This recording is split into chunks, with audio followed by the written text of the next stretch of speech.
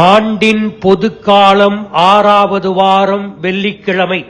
நற்செய்தி பகுதி மார்க்கு பிரிவு 8. அருள்வாக்குகள் 39 தொடக்கம் 9 பிரிவு 1வது வாக்கியம் வரை. கடவுளுடைய அருள் இலவசமானது, ஆனால் மலிவானது அல்ல என்று இன்றைய நற்செய்தி நமக்கு கற்பிக்கிறது. சீடத்துவம் எல்லோருக்கும் இலவசமாக வழங்கப்பட்டாலும் ஒருபோதும் அது மலிவாக வழங்கப்படுவதில்லை. இயேசு சீடத்துவத்துக்கு சில கட்டாய தேவைகளை பூர்த்தி செய்தே ஆக வேண்டும் என்று எடுத்து இயம்புகிறார்.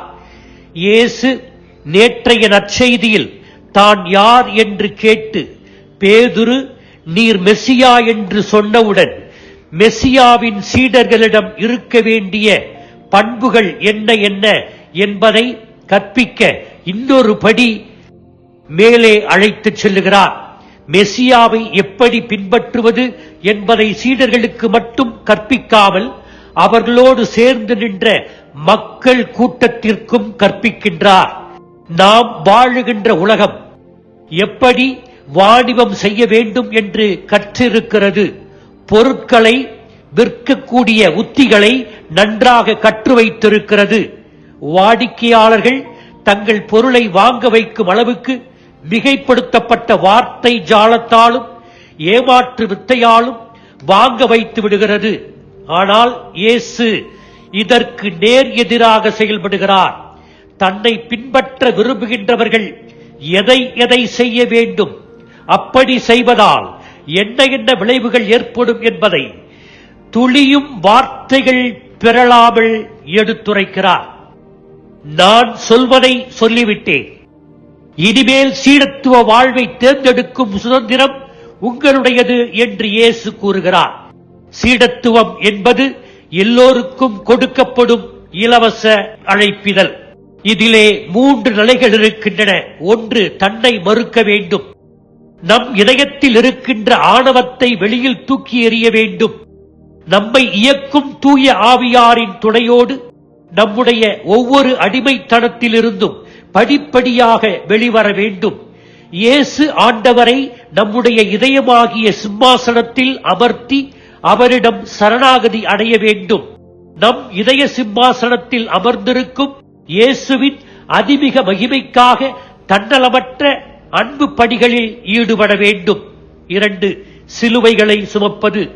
சிலுவையை சுமப்பது என்பது நமது துன்பத்தையும் வழிகளையும் மட்டுமல்ல, மற்றவர்களுக்கு பணிவிடை செய்வதால் வருகின்ற துன்பத்தையும், நமக்கு கடவுள் கொடுத்திருக்கும் ஆசீர்வாதங்களை பகிர்வதால் வரும் வழியையும் மனதார ஏற்றுக்கொள்வதில் அடங்கியுள்ளது. நம்முடைய சிலுவையின் கனமான பகுதியை இயேசு நம்முடன் சேர்ந்து சுமக்கிறார் என்பதை உணரும் போது நமது சுமை இலகுவாகிறது.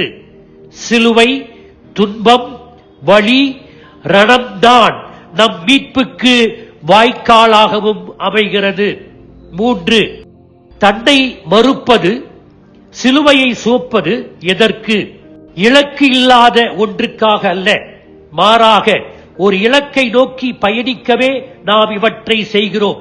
இலக்கும் இலக்கின் பாதையும் இயேசுதான். இயேசு என்ற நபரை நாம் பின்பற்றுகிறோம் என்பதை உணர்வோம். இயேசு இன்றைய நற்செய்தியிலே ஒரு முரண்பாட்டு வாக்கியத்தை எடுத்துரைக்கிறார். காத்துக்கொள்ளுதல் இழத்தல், இழத்தல் காத்துக்கொள்ளுதல்.